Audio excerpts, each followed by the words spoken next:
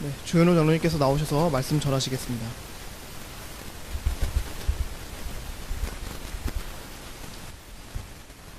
네, 하나님의 말씀 출애굽기 20장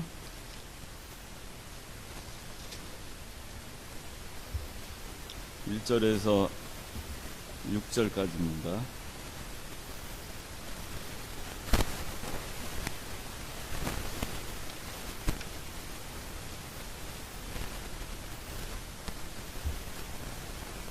제가 봉독합니다. 하나님께서 이 모든 것을 일러 말씀하셨다. 나는 너를 이집트 땅 곧 종살이하던 집에서 인도하여 낸 여호와 내 하나님이다. 너는 내 앞에 다른 신들을 두지 마라. 너는 너를 위하여 새긴 우상과 위로 하늘에 있는 것이나 아래로 땅에 있는 것이나 땅 아래 물속에 있는 것에 어떤 형상도 만들지 말며 그것들에게 절하지 말고 그것들을 섬기지 마라. 나 여호와 너희 하나님은 질투하는 하나님이니 나를 미워하는 자들에게는 아버지의 죄를 자손에게로 3, 4대까지 벌하고 나를 사랑하여 내 계명을 지키는 자들에게는 수천 대까지 은혜를 베풀 것이다. 예, 오늘 말씀은 우리 웨스트민스터 소요리 문답 제 43문에서 51문까지입니다. 10계명 서문, 그 다음에 10계명 1계명, 2계명에 대해서 오늘은 공부를 하겠습니다. 자, 오늘 다 받으셨어요? 네. 자, 그러면 제 43문부터 보겠습니다. 제 43문 제가 질문을 읽을 테니까 여러분들이 답을 읽어주시면 되겠습니다. 제 43문 10계명의 서문은 무엇입니까?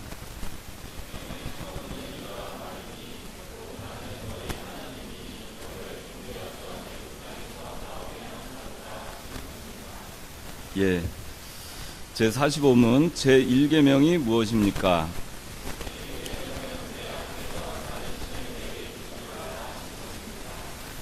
제 46문 제 1계명이 명하는 것이 무엇입니까?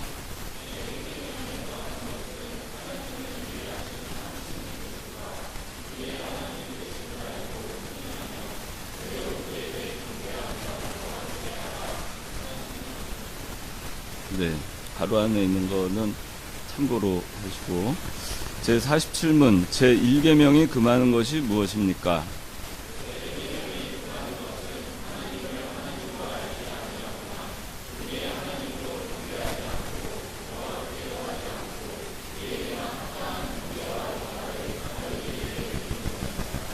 네.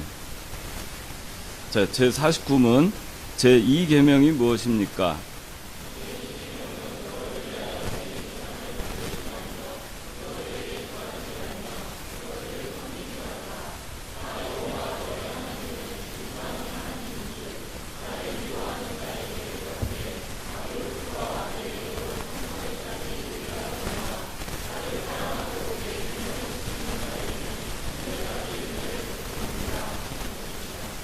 제 50문 제 2계명이 명하는 것이 무엇입니까?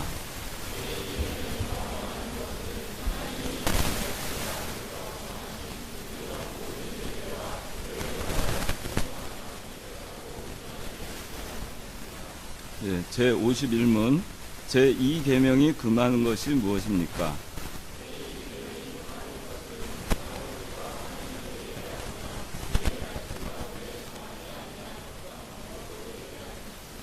네, 오늘은 10계명 서문 그리고 제 1계명, 2계명인데 43문의 10계명의 서문은 무엇입니까?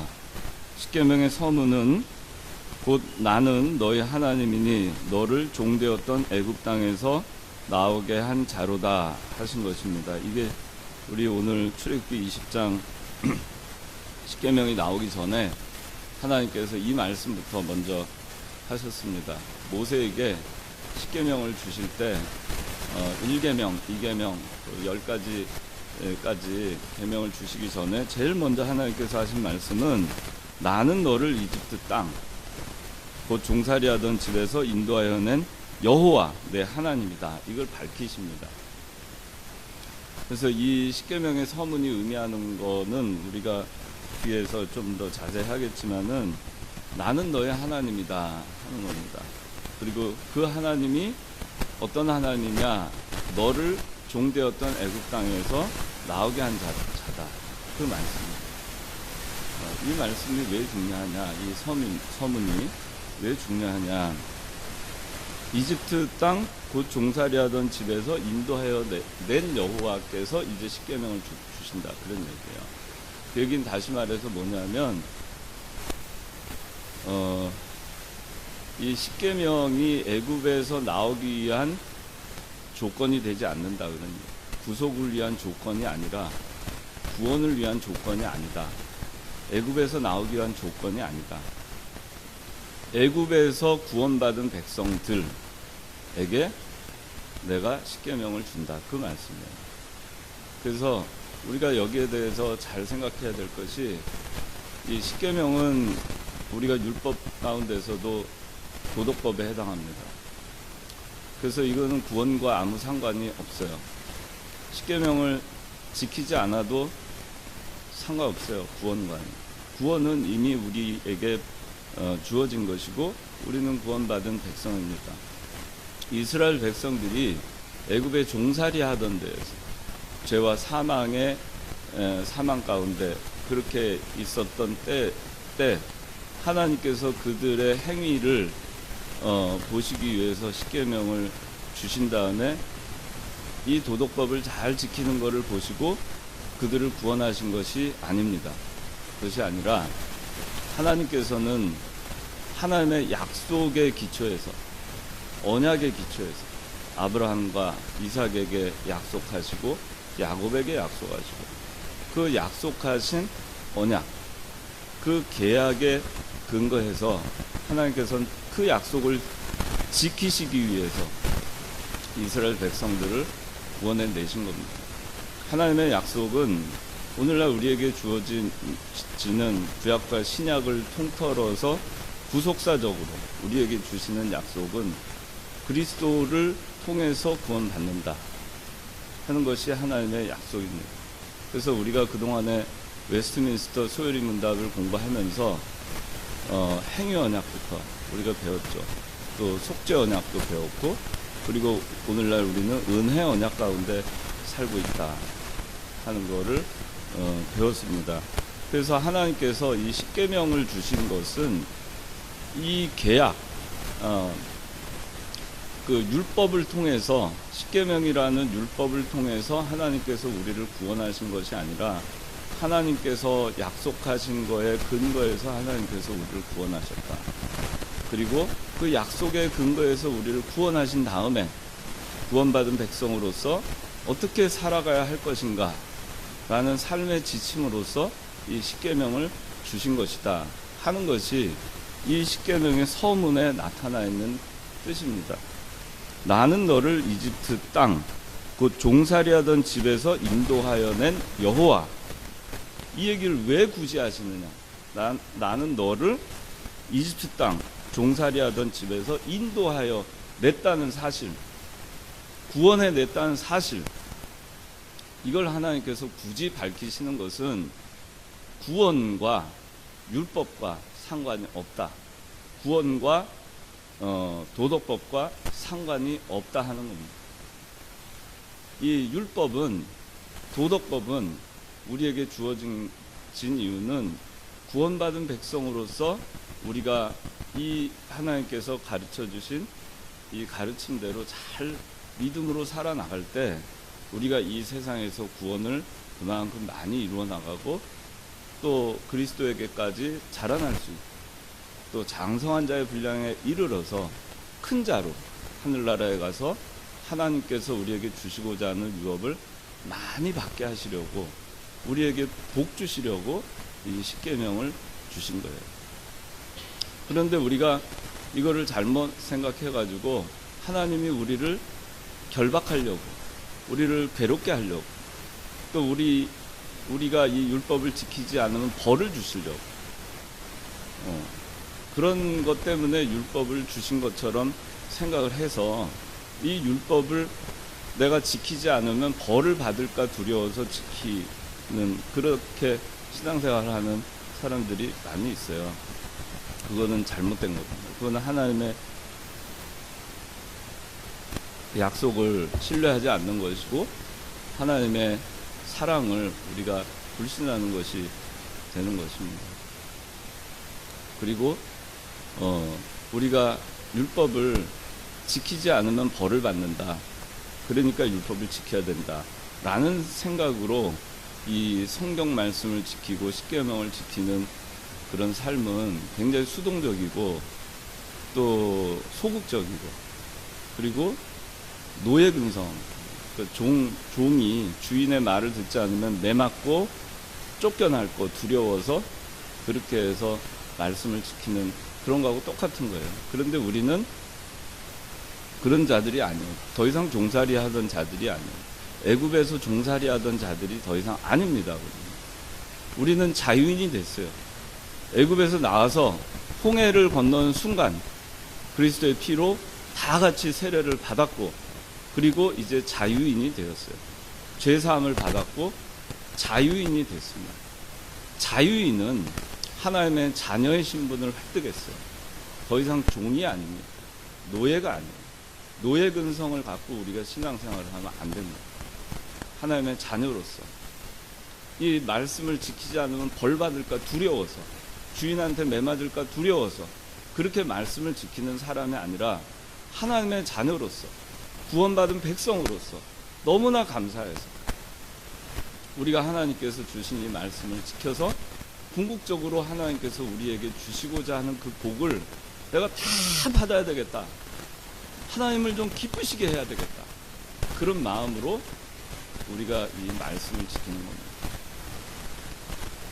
그래서 이 십계명의 서문이 의미하는 이 짤막한 한 구절의 말이지만 거기에는 그런 지금까지 설명한 내용이 담겨 있는 것입니다. 그리고 여기 인도하여 낸 여호와 내 하나님이다 그랬어요.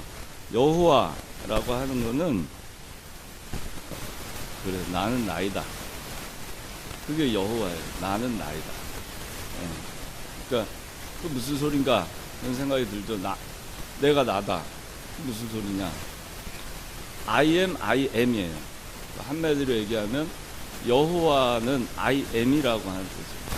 나는 존재한다. 나는 스스로 존재한다. 나는 I am이다. 그런 얘기예요. 나는 지금 있다.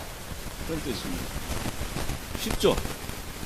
이 말은 제가 여러분들한테 자주 얘기하지만 여호와라고 하는 이 단어의 뜻은 언약을 성취하시는 하나님이라고 우리가 얘기를 해요.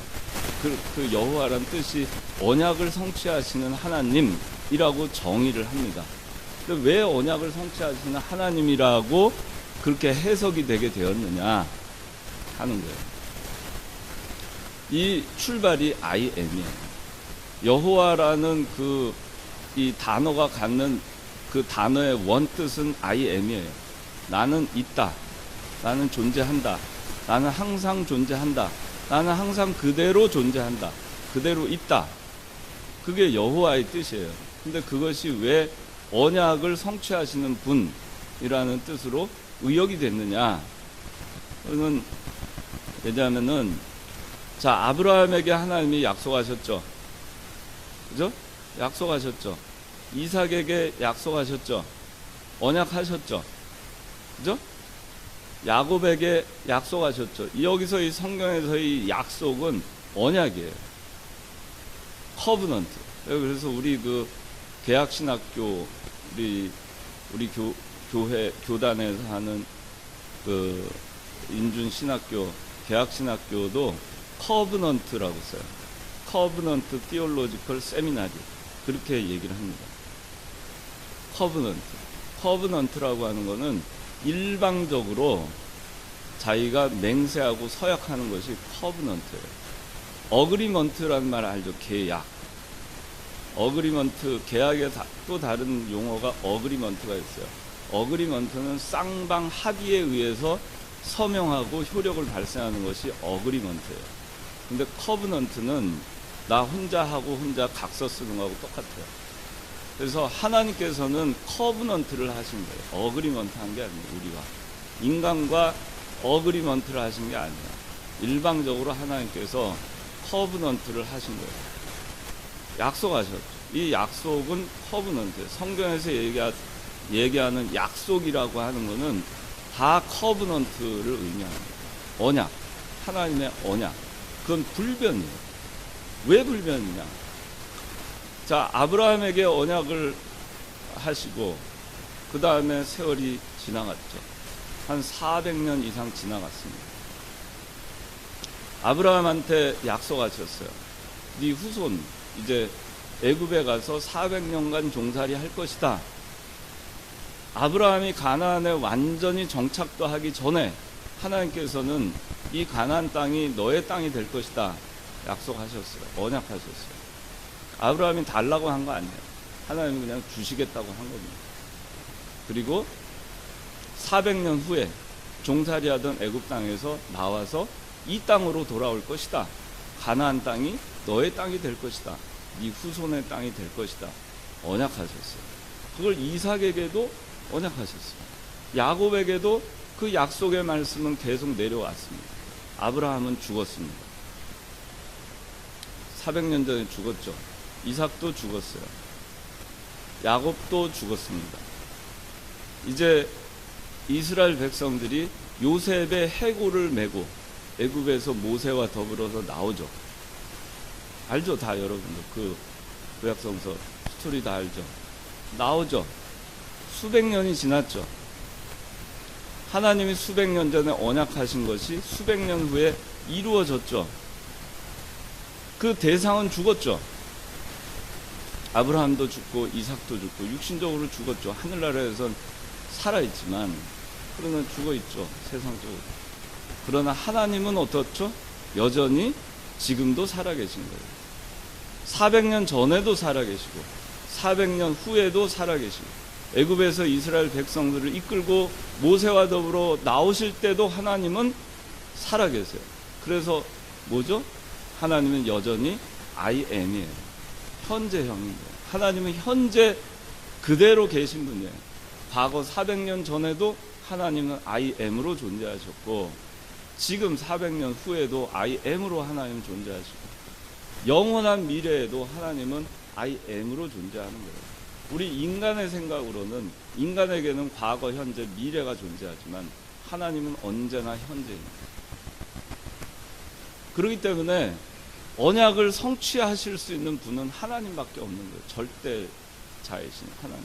여전히 변치 않으시고 여전히 존재하시는 분. 과거 400년 전에 언약하신 그 하나님이 그 아브라함은 죽었지만 그러나 지금 400년 후에도 하나님은 I am으로 존재하시고 살아계시기 때문에 그걸 성취할 수 있는 거예요. 이해가 돼요? 네. 그래서 여호와가 I am인데 이 성경에 나와 있는 그 의미는 야훼 출애굽기 3장에 뭐라고 할까요? 하니까 나는 그 가서 이스라엘 백성들에게 I am이라고 얘기해라. 그렇게 얘기하시죠. 그런데 왜 I am이라고 하는 여호와란 단어가 언약을 성취하시는 하나님으로 그렇게 의역이 됐느냐 하는 걸 제가 설명을 드립니다. 하나님만이 언약하시고 그 언약을 수백 년이 지나고 수천 년이 지나고 그래도 여전히 변하지 않고 현존하시면서 그걸 성취하실 수 있는 유일하신 분이기 때문에 여호와를 언약을 성취하시는 하나님이라고 우리가 그렇게 말하는 겁니다. 그렇기 때문에 하나님께서 우리에게 이 성경을 통해서 언약하신 모든 것은 우리는 죽어도 이건 반드시 이루어집니다. 누구에 의해서? 여호와 언약을 성취하시는 하나님에 의해서 이 성경은 반드시 성취되는 거예요. 그래서 우리가 죽고 나중에 부활한다. 성경에 부활한다고 써있죠. 우리가 죽어도 수백 년이 지나고 수천 년이 지난 후에도 우리의 흩어졌던 이 육신은 부활합니다. 왜? 하나님의 약속은 틀림없으며 언약의 하나님은 불변의 하나님이고 IM이시고 그 하나님은 하나님이시야말로 그 여호와 하나님이시야말로 반드시 성취할 수 있는 유일하신 분이시기 때문에 내가 약속을 했어요. 철이한테 나 30년 후에 내가 너한테 뭐뭐뭐 철이 너한테 뭘 해줄게. 그런데 내가 29년째 돼서 죽어버렸으면 어떻게 돼요? 나 해줄 수 없죠. 죽었는데 뭘 해줄 수 있겠어요? 인간은 해줄 수 없어요. 하나님은 할 수 있어요. 나는 죽어도 그걸 영원히 변치 않고 변함없이 성취해서 반드시 그 언약하신 것을 이루어 나가시는 분이 하나님. 그거를 여기 십계명의 서문에서 얘기하고 있는 이 짤막한 한 구절이지만 하나님 여기서 두 가지를 얘기하는 겁니다. 여호와가 어떤 분이시냐? 언약을 성취하는 분이시다. 그 언약을 성취하시는 분이 어떻게 했느냐? 애굽에서 너희를 인도하여 내겠다고 언약하신 대로 성취하여 너희를 인도해 냈다. 이제 너희는 구원받은 백성이다. 구원받은 백성인 너희들에게 내가 십계명을 준다. 이걸 지켜라. 그래서 복을 받아라. 장성해 나가라. 자라나라. 내가 원하는 것은 이거다. 너희가 정말 이렇게 자라나길 원한다. 이렇게 자라나면 하늘의 큰 자가 될 것이고 하늘나라의 기업을 너희가 누릴 자가 될 것이다. 그래서 십계명을 이제 주시는 거예요. 그 다음에 이제 45문 제1계명이 무엇입니까? 제1계명은 내 앞에서 다른 신을 내게 두지 말라 하신 것입니다. 그리고 제1계명에 명하는 것은 첫째, 하나님은 유일하신 참 신이라는 것. 둘째는 우리의 하나님 되심을 알고 승인하라는 것. 세 번째는 그대로 그에게 경배하며 영화롭게 하라는 것이다. 그러면 1계명이 금하는 것이 무엇인가?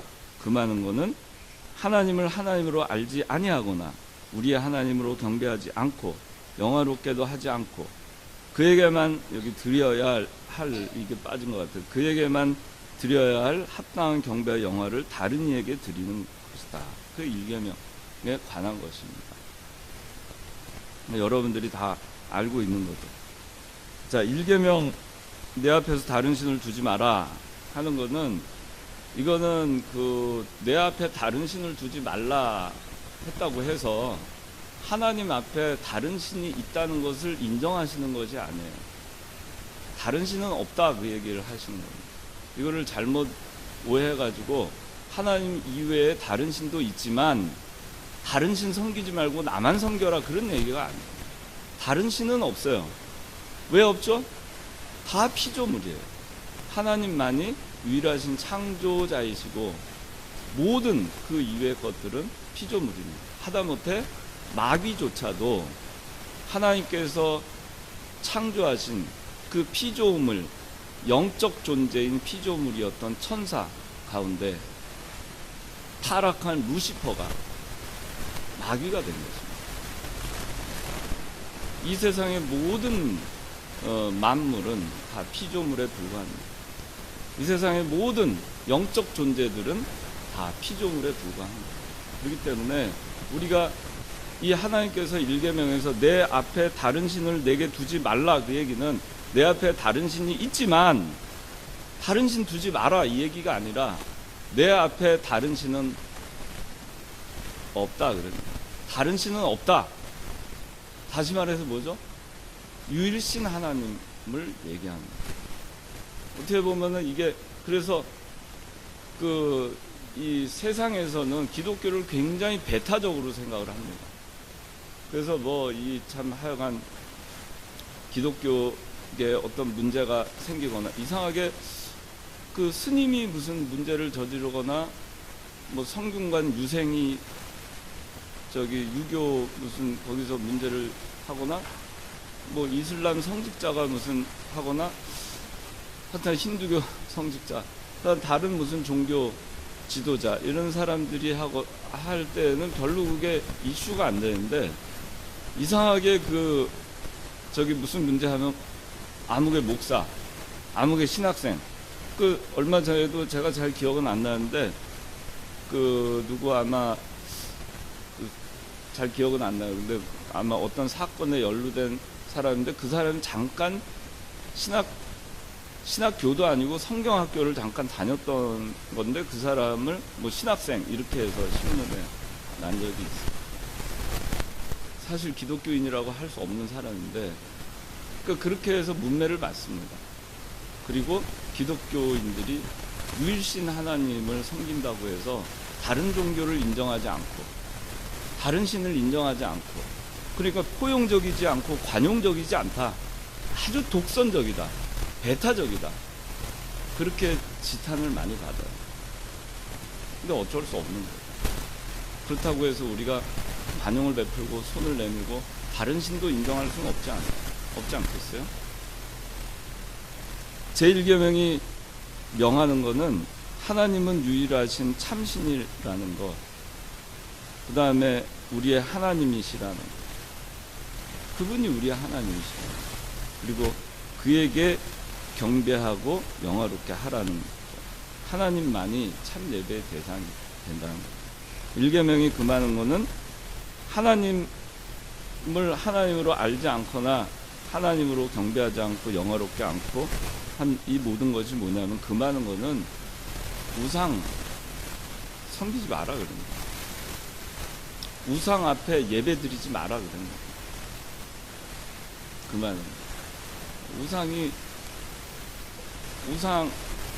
우상이라고 하면 다른 신은 없잖아요. 다른 신은 없는데 우리가 신처럼 생각하는 거는 다 우상에 불과한 거예요. 아이돌. 그냥 다 우상에 불과한 거예요. 실존하지 않는 거예요. 그래서 이전에 주연이 졸고 있어? 아니지. 너가 저번에 한번 이사야 하면서 우상에 대해서 했었지? 거기도 보면은 뭐라고 나와요. 사람들이 나무를 갖다가 해가지고 깎아가지고 우상도 만들고, 또 깎다가 좀 잘못되면은 불쏘시개로도 쓰고, 그걸로 해서 밥도 해먹고, 근데 그걸 또 잘 다듬어가지고 하면 또 그걸 우상이라고 만들어 거기 섬기고 절하고 섬기고. 그게 인간의 모습이에요. 거기에 무슨 생명이 있어요? 거기에 무슨 구원이 있어요? 거기에 절하고 섬기고 한다고 해서 그것이 자기가 자기 손으로 만들어 놓은 것에 불과한 것인데, 자기가 만들어 놓고 거기에 절을 하고 거길 섬겨요. 얼마나 인간이 참 무지몽매한지 모르겠어요. 근데 우리는 무지몽매하지 않은가? 우리도 그래요. 생명이 없는 거에 우리 목숨을 거는 거 많잖아요. 나에게 정말 궁극적인 생명을 주는 것이 아닌 것들에 우리가 이 세상에 살면서 놓치기 싫어가지고 거기에 목숨 걸고 사는 것들 많이 있잖아요. 그런 게 다 우상이에요. 얼마나 어리석어요. 자, 제2계명이 무엇입니까? 자, 제2계명은 우상을 만들지 말고 절하지 말고 섬기지 마라 그런 얘기. 세 가지. 2계명이 얘기하는 거는 만들지 마라. 그 다음에 절하지 마라. 그 다음에 뭐요? 섬기지 마라. 자, 섬기는 거의 출발이 어디냐 하는 거예요. 만들었기 때문에 절하겠죠. 절했으니까 그 다음에 섬기는 거겠죠. 처음부터 섬기는 게 아니에요. 뭐 대상이 있어야 섬길 거 아니겠어요. 일단 안 만들면은 절할 일도 없고 섬길 일도 없어요. 그 얘기를 하는 겁니다. 그 다음에 50문 2계명이 명하는 것은 무엇입니까? 2계명에서 명하는 것은 하나님이 자기 말씀 가운데서 정하신 종교적 모든 예배와 규례를 받아 순종하며 깨끗하고 온전하게 지키라는 것입니다. 예배를 드리는 방법. 1계명은 한마디로 얘기하면 예배의 대상이 하나님, 유일신 하나님이라는 거고, 2계명은 그 유일신이신 유일한 예배의 대상이신 하나님께 드려야 되는 예배의 방법이 무엇이냐를 얘기하는 거예요.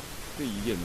그래서 이계명이 명하는 것은 예배의 방법에 있어서 하나님이 자기 말씀 가운데서 정하신 모든 그러니까 정하신 종교적 모든 예배와 규례를 따라서 예배를 드리라는 얘기예요.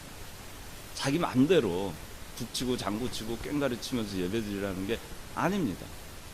사람들 보기 좋은 대로 예배 드리라는 것이 아닙니다. 그것이 이계명에서 명하는 거예요. 이계명이 금하는 것이 무엇입니까? 51문 이계명이 금하는 것은 형상으로서 하나님을 예배하거나 그의 말씀 가운데 정하지 아니한 어떤 방법으로 예배하는 것. 그 얘기 뭐죠? 금하는 것은 하나님이 원치 않는 예배 드리지 말라는 거예요. 이사야 1장에 보면은 이 당시에 이스라엘 제사장들과 백성들이 얼마나 제사를 열심히 드렸는지 몰라요. 그런데 하나님이 그걸 너무나 싫어했어요. 왜? 그들의 중심엔 하나님이 없었기 때문에. 그들의 중심의 예배의 대상은 하나님이 아니었어요. 그럼 얼마나 하나님이 싫었으면은 그냥 너희들 그냥 다 쓸어버렸으면 좋겠다. 내가 너무 역겨워가지고 꼭 토할 것 같다고. 그 가증스러운 모습에 마음은 없이 형식과 어떤 종교적인 그런 그 외형만 있는 그런 거에 대해서 하나님께서 질리신 거예요. 이사야를 통해서 경고하신 거예요.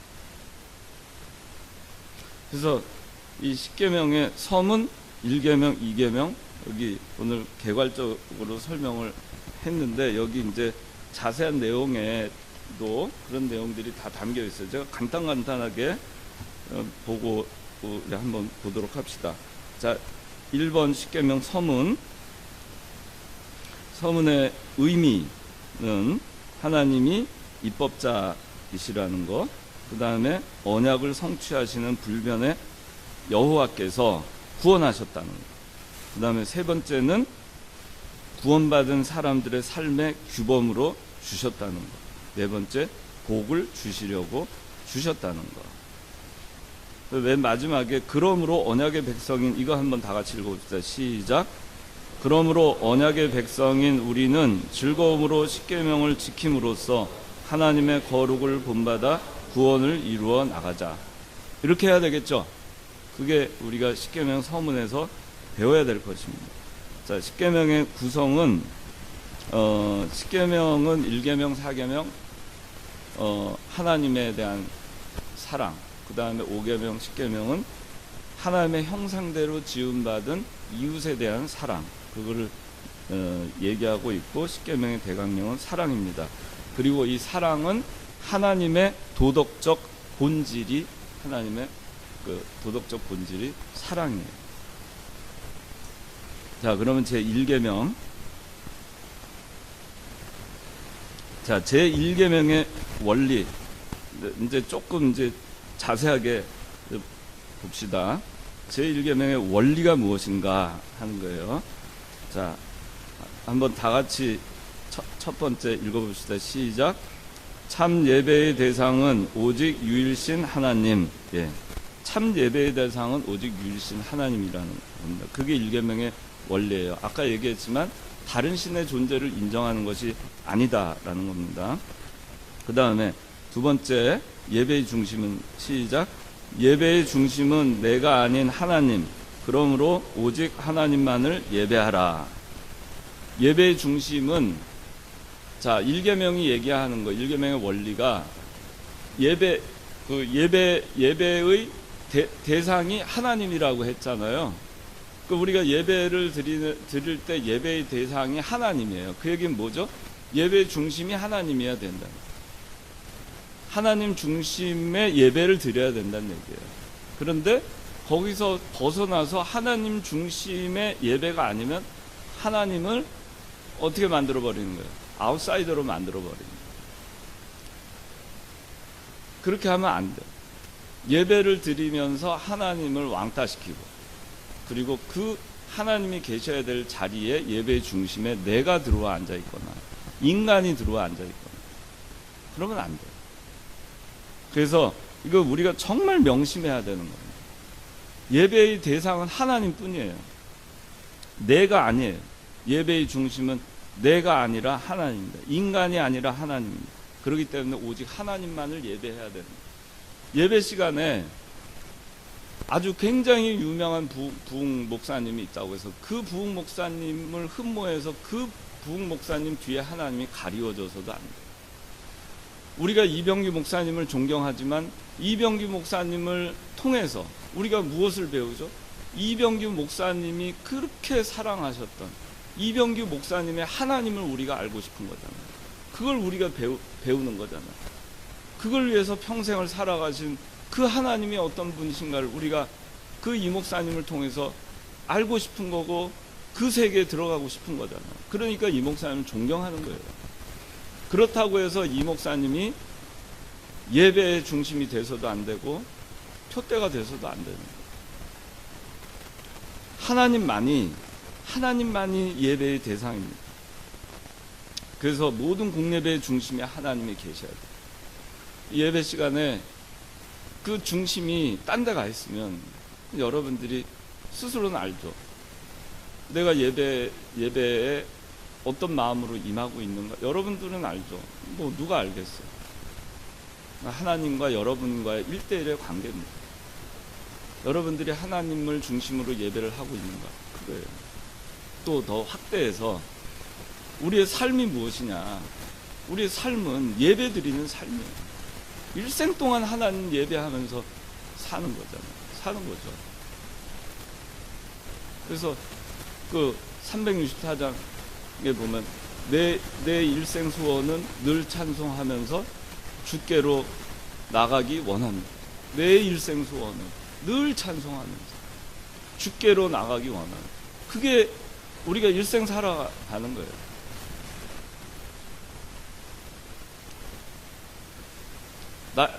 제가 434장 이 목사님 좋아하시던 거 참 좋아하는데 나의 갈 길 다 가도록 예수 인도하시니 예수 인도함을 평생 받으면서 나의 갈 길 다 가는 삶 얼마나 멋져요. 그렇게 예배드리는 삶을 사는 거예요. 더 확대해서 이 일계명 내 앞에 다른 신 두지 말아요. 우리가 살아가면서 하나님 앞에 다른 신 두고 사는 게 얼마나 많은가. 내 마음 가운데 하나님 이외에 다른 신들을 두고 있는 게 얼마나 많은가. 내 일생 살면서 오직 주만 붙들고 갈 수는 없는가. 하나님 중심 하나님만 예배하는 삶으로 내가 이 일생 갈 수는 없는가. 그게 하나님께서 우리에게 정말 바라시는 거예요. 그 다음에 우상을 두는 주체는 나 자신, 내게 두지 마라. 우상 두는 주체가 남이 아니에요. 내 환경도 아니에요. 환경이 어려워가지고 내가 할 수 없이 우상을 뒀다. 내가 삶이 어려워서 할 수 없이 내가 우상을 뒀다. 환경도 아니고 주변 어느 누구도 아니에요. 우리에게 어느 누구도 우상을 가지라고 요구한 당사자가 없어요. 누가 요구한다 하더라도 결국 그 우상을 만들기로 내 앞에 두기로 딱 결정하는 당사자가 누구예요? 나예요. 내가 끝까지 거부하면은 그거 어떻게 할 수가 없어요. 내가 우상을 하나님 앞에 하나님과 나 사이에 가로막는 어떤 거라도 난 둘 수 없다. 어떻게 하겠어요, 그 사람이? 죽이기밖에 더 하겠어요? 별 수 없는 거예요. 그렇기 때문에 히브리서 11장에는 수많은 믿음의 선진들이 있지만 그 사람들 세상이 감당할 수 없다고 그랬어요. 왜? 톱으로 켜고 뭐 어떻게 하고 고문을 하고 죽이고 불 가운데 지나게 하고 온갖 그런 걸 해도 그 사람들이 믿음을 굽히지 않으니까 하나님과 그 사이에 뭐든지 끼워 넣는 거 허용하지 않으니까 그 사람들 누가 감당하겠어요? 죽이면 죽여라 하는 사람은 어떻게 이기겠어요? 그 사람 죽였어요. 그 사람 이겼어요? 그 사람 죽인 사람이? 그 사람을 굴복시키지 못한 거예요. 세상의 권력과 힘으로는 누구를 하나 죽일 수 있죠. 그 사람이 주장하고 그 사람의 신앙을 겉으로 보면은 꺾어버린 것 같이 보일 수 있죠. 그런데 꺾었나요? 그 사람의 생명은 없앴을지 모르지만 그 사람은 굴복한 게 아니에요. 그 사람을 죽인 사람은 그 신앙을 버리지 않은, 우상을 만들지 않은 그 사람을 결코 이긴 것이 아니에요.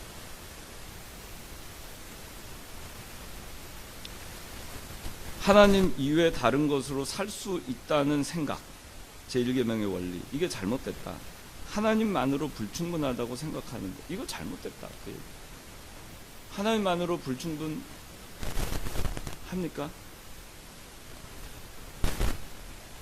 하나님만으로 불충분해요. 우리 다 그렇게 생각하고 살죠. 때로는 하나님만으로는 내가 살 수가 없다. 참 내가 이렇게 신앙 지키고 살아가도 참 지친다. 정말 이렇게 내가 신앙생활 하기 힘들다. 어떻게 주일 지키면서 하고 이 세상 사람들하고 경쟁해 나가면서 내가 어떻게 그렇게 살 수 있겠나. 좌절감 듭니다. 그 들어요. 근데 그렇다고 해서 하나님 위에 그 다른 걸 여러분들이 붙들었을 때 그것으로 살 수 있어요? 진짜 살 수 있을까? 한번 생각해 보세요. 진짜 살 수 있을까? 그걸로. 하나님만으로 불충분할까? 마태복음 6장 33절에 너희는 먼저 그의 나라와 그의 의를 구하라. 그리하면 이 모든 것을 더하여 주시리라. 그랬을 때 이 모든 것에 우리는 초점이 맞겠죠. 더하여 주실 것. 그래. 그의 나라와 그 의만을 구하자. 마음은 그렇죠.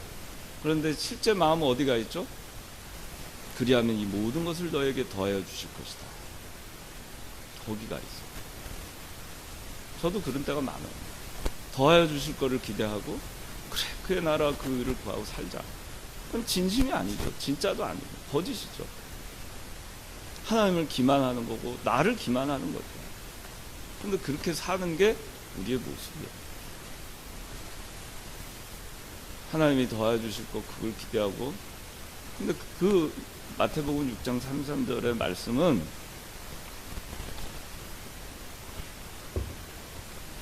너 이렇게 하면 이거 더하여 줄 거니까 그 얘기가 아니에요.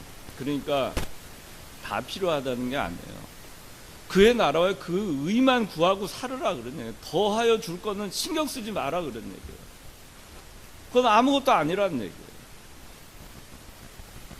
그냥 오직 그의 나라와 그의 의만을 구하고 살아라 그 얘기하는 겁니다. 하나님만을 예배의 대상으로 하고 살아라. 일생 동안 하나님이 네 인생의 목표가 되고 삶의 목표가 되고 삶의 의미가 되고 삶의 대상이 되고 네 삶의 중심에 하나님 모시고 살아라. 그것이 제1계명의 원리예요. 근데 우리가 이렇게 잘 못합니다. 그러니까 어떻게 해요? 하나님 말고 룻이 아니라 롯이 아브라함과 롯이 어떻게 했어요? 한 손엔 하나님, 한 손엔 소돔과 고모라. 그러고 가다가 어떻게 됐어요? 다 잃었어요. 하나님만을 붙들고 간 아브라함은 잃었어요? 잃지 않았어요. 그걸 우리가 잘 알아요. 두 주인을 섬기지 마라 그러셨잖아요. 두 주인을 섬기는 신하를 뭐라 그러죠? 이중첩자, 간신이라고 해요. 세상에서 우리는 어떻게 살고 있는가? 하나님, 세상 양다리 걸치면서 적당히 이거 날아가면 이거라도 붙잡아야지, 요거 날아가면 요거라도 붙잡아야지, 둘 중 하나라도. 그거는 하나님을 불신하는 겁니다. 전적으로 하나님을 의지하지 않으니까 플랜 B로, 백업으로 세상을 쥐고 가는 거예요. 아니면 그거보다 더 못해서 세상이 주인이 되고 하나님을 백업으로 그냥 쥐고 가는 거예요. 백업 하나님. 그게 얼마나 우리가 참 하나님한테 잘못하는 거예요. 하나님 그런 존재밖에 안 돼요. 그냥. 그래서 여러분들이 세상에 나가서 살 때 말이에요. 주일 지키는 문제 있잖아요. 주일을 지킬 거냐 아니면 세상에 나가서 경쟁을 할 거냐 그럴 때 그래서 여러분들이 혼란스러워 하지 마세요. 일계명을 생각하면 혼란스러울 거 하나도 없어요. 두 주인 섬기지 않은 겁니다. 그런데 주일을 범하고 가서 하나를 쥐었어요. 그 다음에 그걸로 먹고 살아요. 그 이복사님께서 그걸 뭐라 그랬냐면은 우상한테 가서 절하고 평생 우상의 재물을 먹고 사는 거와 같다 그렇게 말했어요. 저는 이것이 우상을 평생 섬기고 사는 것과 같다고 생각해요. 주일을 하루 범하고 저도 그런 도전을 받았을 때가 여러 번 있었어요. 근데 항상 마음의 갈등이 뭐냐면 이걸 내가 해서 취한 다음에 평생 내가 그걸 누리면서 살 수 있을까? 누리면서 사는 동안에는 마음에 얼마나 고통이 될까? 끊임없이 우상의 재물을 먹고 있는 것 그런 생활을 하면서 누리는 게 되잖아요. 그게 참 마음에 참 그래서 그 갈등을 저도 뭐 그런 갈등을 겪을 때가 있었어요. 그런데 그건 섬기는 거죠. 또 세상에서 여러분들 직장생활 하거나 사회생활 할 때 정의롭지 못한 거 있잖아요. 의롭지 못한 거. 예수님께서 팔복 여기면서 마지막에 의를 위해서 핍박을 받는 자 복이 있나요? 천국이 저희 것입니다. 얘기하셨잖아요. 근데 우리가 세상에서 살 때 의를 위해서 핍박받으려고 안 해요. 그리고 그냥 절합니다. 이제 이계명에서 얘기를 하겠지만 이계명 얘기할 거 지금 미리 얘기할 거. 만들지 말고 절하지 말고 섬기지 마라 그럽니다. 한 번만 내가 절하자. 한 번 절하고 한 번만 절하자. 한 번만 절하자. 사회생활 하다가 좀 제가 그런 경우들 진짜 여러분들 지금 겪는지 모르겠어요. 근데 제가 지구촌 교회 나가는 안수 집사인데 그분이 어느 건설회사의 임원이었습니다. 임원이었는데 이 양반이 저를 만나면은 괴로워했어요. 뭘 괴로워했느냐? 자기가 그래도 지구촌 교회 안수 집사면은 거의 장로와 같은 거예요. 그런데 주일날 되면은 성도들을 안내를 한대요. 그런데 주중에는 뭘 하냐면은 가방에다가 돈을 넣어가지고 뇌물을 갖다가 건설 아파트 어디 조합 입찰 받으려면은 이거 현실이에요. 다 알고 있는 뭐라고요? 알고 있지만 모르는 것 같은 그런 현실이에요. 사회가 얼마나 부패인지 몰라요. 사회생활을 하려면 예수 믿는 사람들이 그 틈바구니에서 정의롭고 정직하고 깨끗하게 살기가 너무 어려워요. 사실. 그런데 자기가 임원인데 안 그러면 잘리니까 어떡하겠어요. 그래서 그거를 들고 주는 거예요. 주는데 그것도 주는 것도 그렇게 어렵대요. 하여튼간 묘하게 줘야 되는데 묘하게 하여튼간 모르게 받는지도 모르게 그렇게 줘야 돼요. 지금도 그런지 모르지만은 공무원들 중앙부처 저기 세종시 중앙부처 또 지방 공무원들 굉장히 부패해요. 제가 뭐 이런 얘기 너무 부패합니다.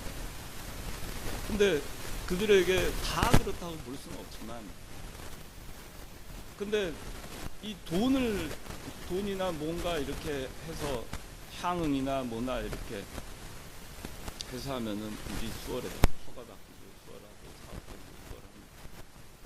그걸 안 하면은 괴롭힘을 당해요. 사방팔방 조사 나와서 괴롭히고 지적하고 털어서 먼지 나온 거 가지고 또 행정처분하고. 제가 사회생활하면서 그런 걸 너무 많이 봤어요. 그러면 저 돈을 갖다가 쥐어주고 싶죠. 그럼 조용하니까. 그 쉬운 일이지만 그렇지만 어떻게 하겠어요. 여러분들이 사회생활을 하면서 부당하거나 정의롭지 못한 거를 요구받을 때 혹이 여러분들 도장 찍지 않거나 사인하지 않을 수 있는 용기가 있어요. 그것이 예수 믿는 사람이 가야 되는 길이에요. 자기가 사표 내고 나올 생각을 하고 하지 말아야 될 건 하지 말아야 되는 거예요. 그러니 살기가 얼마나 어려워요. 그래도 하나님은 뭐라 그러시죠? 네 삶의 목표, 의미, 대상, 네 일생 다 가도록 내가 인도할 테니까 그 예수님만 바라보고 하나님만 바라보고 가라는 거예요.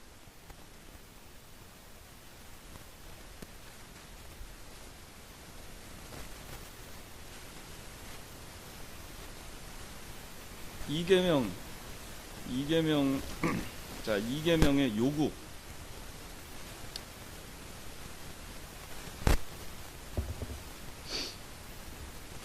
여기 그 3페이지에 그 1계명의 경고 요거 잠깐 해야 되겠네요. 종교적 혼합주의가 있고 종교적 반영, 중립, 무신론 이런 게 있는데 여러분들한테 뭐 혼합주의다, 다원주의다 다 비슷한 말입니다. 반영주의 다 비슷한 말이에요. 얘기는 뭐냐면은 이 기독교 이외, 그리스도 이외에도 구원이 있다. 구원의 길은 다양하다. 그것이 종교적 혼합주의, 다원주의, 반영주의에 들어갑니다. 그게 다 같은 말이라고 생각하면 돼요. 그래서 힌두교에도 이 성경만이 유일하신 하나님의 법칙이 아니다 이거죠. 우리가 천국을 가는 길은 힌두교를 믿어도 천국 간다. 단지 방법이 다를 뿐이다. 불교를 믿어도 천국 간다. 불교를 믿어도 천국 간다. 무슬림이 돼도 천국 간다. 여기 그 WCC라고 나옵니다. WCC를 우리가 반대합니다. 여러분들 잘 알아야 됩니다. 이게 WCC가 월드 크리스찬 카운슬인가 아마 세계 종교 협의회. 근데 이 WCC에 가입되어 있는 우리나라 교단이 굉장히 많습니다. 대형 교단 가운데 대표적인 게 통합측이 있어요. 통합측은 그 모교회가 영락교회입니다. WCC 한 가지만 예를 들어 1991년에 호주에서 WCC 총회가 열렸어요. 2013년도에 부산에서 WCC 총회가 열렸습니다. 1991년에 WCC 총회가 호주에서 열렸을 때 한국에 있는 어느 제 이름은 기억 안 나요. 정모라고 하는 사람인데 그 사람이 그 WCC 총회 그 단상에서 초훈제를 했습니다.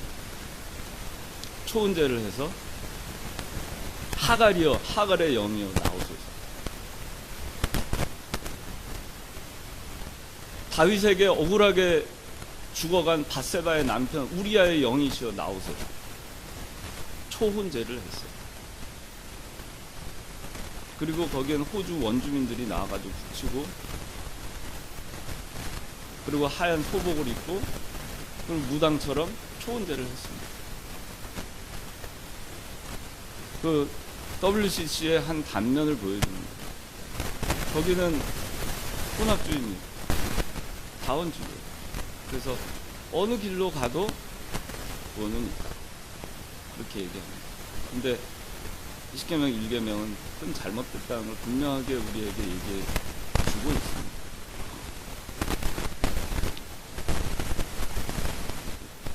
이 계명에는 자, 우상을 만들지 말고 절하지 말고 섬기지 마라 그랬습니다. 우상은 구원과 생명이 없습니다. 예배의 방법은 성경대로 해야 됩니다. 제2계명의 경고는, 소극적 경고는 미신적 형체를 가지고 하나님을 예배하지 마라. 하나님의 형상도 안 된다 그랬습니다. 그렇기 때문에 성모 마리아상, 교황, 성화 이런 거 다 안 된다는 거예요. 하나님은 이 계명에서 분명히 말씀하셨어요. 분명히 너는 너를 위하여 새긴 우상과 위로 하늘에 있는 거는 그 아래로 땅에 있는 땅 아래 물속에 있는 어떤 것의 형상도 만들지 마라. 내 형상도 만들지 마라. 하나님의 형상도 만들면 안 돼. 그래서 우리 교회는 앞에 아무것도 없죠. 뭐 십자가도 없고 뭐 그 흔한 뭐 물고기 그것도 없고 아무것도 없습니다.